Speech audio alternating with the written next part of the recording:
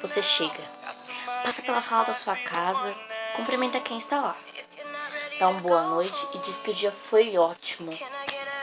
Continua andando, abre a porta do seu quarto, abre a mochila, pega o caderno e o estojo para fazer a lição de casa. Abre seu estojo e vê o apontador. E não pensa duas vezes.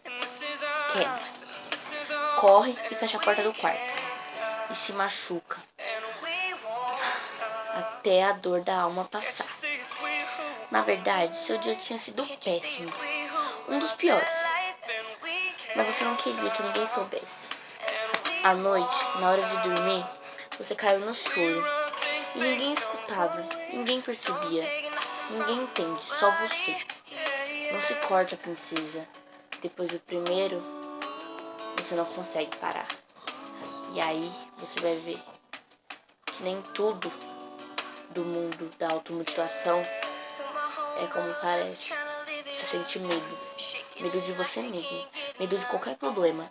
Porque você pensa, ai, se isso acontecer, qualquer problema acontecer comigo, eu vou me cortar, eu vou me machucar. Não dói. Nunca doeu. É uma coisa dentro de você. Não dói mesmo. Não é pra doer. É pra aliviar a dor. Beijo.